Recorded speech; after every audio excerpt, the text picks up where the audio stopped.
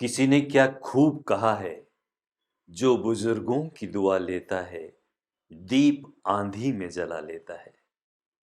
ऐसा ही इंग्लिश में भी कहा जाता है कि as God can't be everywhere, this is why God has sent parents in form of God. जी हाँ, पेरेंट्स जो कि हमारे जीवन का आधार है, उम्र के साथ एक वक्त वृक्ष बनते हैं। उम्र के साथ वट वृक्ष के रूप में हमेशा अपने आशीर्वादों की वर्षा करते हैं। उनके प्रति हमारा क्या कर्तव्य है? एक बहुत ही मार्मिक कहानी है। एक बुजुर्ग पिता अपने पुत्र, पुत्रवधू और एक 4 साल के पोते के साथ रहा करते थे।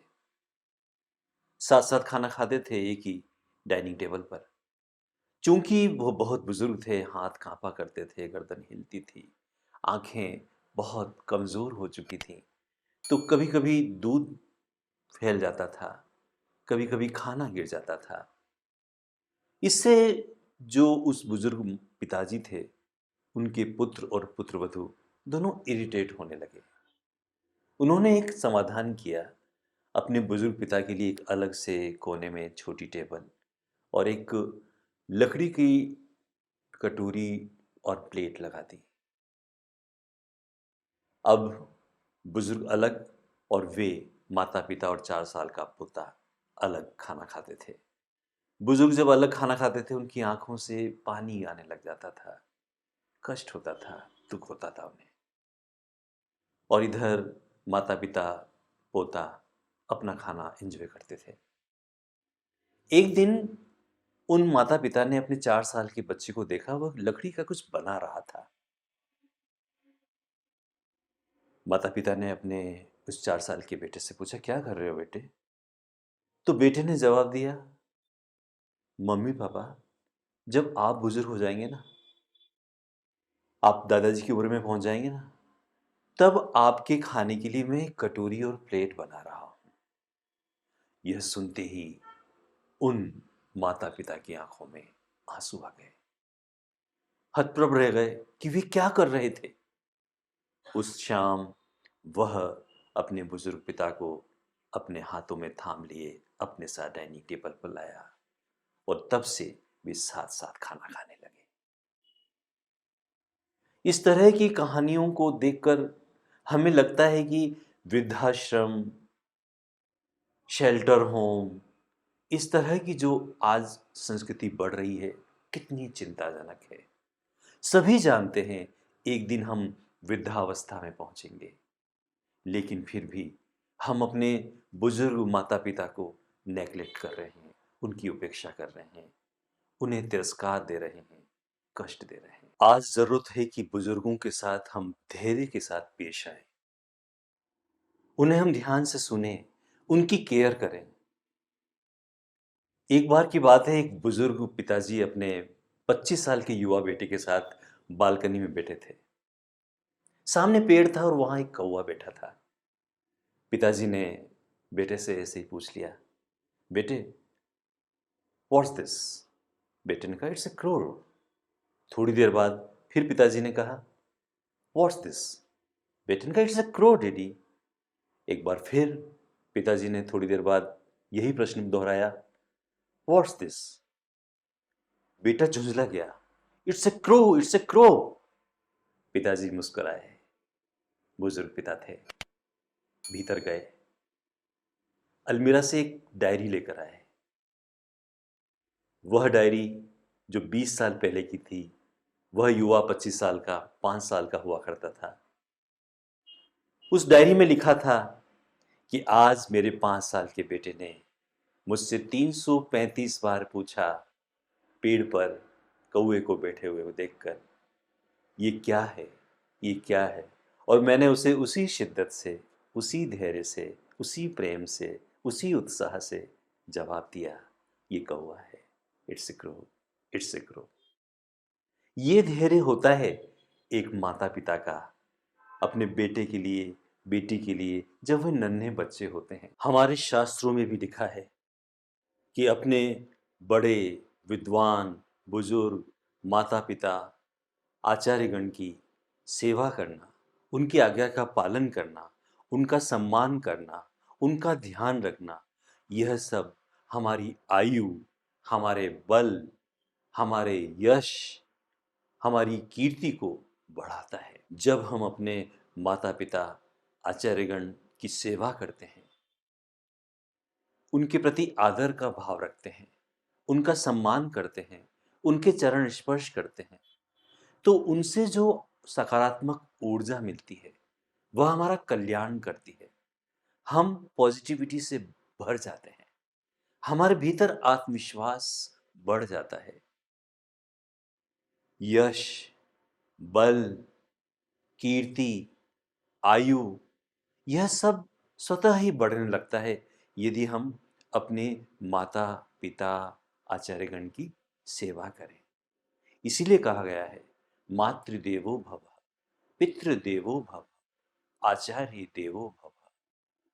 ये तीन देवता हैं। देवता यानी जो हमें देते हैं। माँ ने हमें जन्म दिया, पिता ने अपने पुरुषार्थ से हमें बड़ा किया, माता पिता दोनों ने हमें संस्कारित कर योग्य बनाया। अब समय है कि हम उनकी सेवा करें, उनके प्रति सम्मान व्यक्त करें, उनका ध्यान रखें। भारतीय संस्कृति में मर्यादा पुरुषोत्तम श्री राम हुए हैं, जिन्होंने अपने पिता दशरथ के आदेश पर सहर्ष 14 वर्ष का वनवास स्वीकार किया, गए, उनकी आज्ञा का पालन किया। हमारी संस्कृति में श्रवण कुमार जैसे लाडले बालक हुए हैं, जिन्होंने अपने प्रज्ञा चक्षु, जिन्हें दिखाई नहीं देता था, उन बुजुर्ग माता पिता को कावड़ में बिठाकर अलग अलग विशिष्ट तीर्थ धार्मिक स्थलों की परिक्रमा करवाई, उसके दर्शन करवाए। ऐसी गौरवशाली भारतीय संस्कृति के नौनिहालों के लिए आज का यही संदेश है कि वे अपने माता पिता आचार्य विद्वान सभी बड़ों का आदर करें, सम्मान करें, उनकी आज्ञा का पालन करें। हम अपने जीवन में अपने माता पिता के ऋण से कभी ऋण नहीं हो सकते हैं। उनके प्रति हम कृतज्ञता का भाव रखें, उन्हें धन्यवाद दें। हर सुबह जब उठें, प्रणाम कर उनके चरण स्पर्श करें, उनका आशीर्वाद प्राप्त करें। राजा हरि सिंह की कहानी तो आपने सुनी होगी। एक बार राजा हरि सिंह जब राजा बने, बहुत ही प्रसन्न मुद्रा में उन्होंने अपनी माँ से कहा कि माँ, मैं अब राजा बन गया हूँ और तुम राजमाता बन गई हो। इस तरह से मैं तुम्हारे ऋण से उऋण हो गया हूँ। माँ मुस्कुराई और बोली, बहुत प्रसन्नता की बात है कि तुम राजा बन गए हो और इस कारण मैं राजमाता बनी हूँ। मैं मानती हूँ कि तुमने मुझे अपने ऋण से उऋण कर दिया है। बस एक बात और मैं कहूँगी, मेरी बात मानोगे? तो राजा हरि सिंह ने कहा, अवश्य, आदेश कीजिए। बस आज रात को तुम मेरे साथ सो जाना। राजा हरि सिंह ने कहा, क्यों नहीं। रात को 10 बजे जब सोने का समय आया, सर्दी के दिन थे, जब राजा हरि सिंह उनकी माताजी एक ही बिस्तर पर सोए, थोड़ी देर बाद ही माताजी ने कहा, बेटा प्यास लगी है, एक गिलास पानी पिला दोगे? राजा हरि सिंह उठे, पानी लाए, पिला दिया। आधे घंटे बाद ही माताजी ने फिर कहा, थोड़ा पानी पिला दोगे? राजा हरि सिंह, सर्दी के दिन थे, दिक्कत आ रही थी, फिर भी उठे और पूछा, क्या खाकर सोई थी माँ? लो, पानी ले आया हूँ। फिर पानी पिया। तीसरी बार फिर थोड़ी देर बाद राजमाता ने कहा, थोड़ा पानी पिलाओगे? इस बार राजा हरि सिंह झुंझला गए। उन्होंने कहा, ये क्या कह रही हो माँ? क्या इसीलिए तुमने मुझे यहाँ सुलाया? न तुम स्वयं सोओगी, न मुझे सोने दोगी। इस पर राजमाता मुस्कुराई और बोली, हरि, जब तुम बहुत छोटे थे, बच्चे थे, मेरा दूध पिया करते थे, तब जब तुम रात को सोया करते थे, दाहिनी तरफ पेशाब से जब तुम दाहिना बिस्तर गीला कर देते थे, तो मैं उस ओर आ जाती थी, तुम्हें बाईं तरफ सुलाती थी। जब वहां भी तुम उस बिस्तर को गीला कर देते थे, तो मैं तुम्हें बीच में सुलाती थी। और जब तुम बीच में भी बिस्तर को गीला कर देते थे, तो मैं अपनी छाती से तुम्हें लिटाकर सो जाती थी। और आज बस एक बार तुम्हें पानी के लिए कह दिया तो तुम नाराज हो गए। राजा हरि सिंह पानी पानी हो गए, शर्मिंदा हो गए।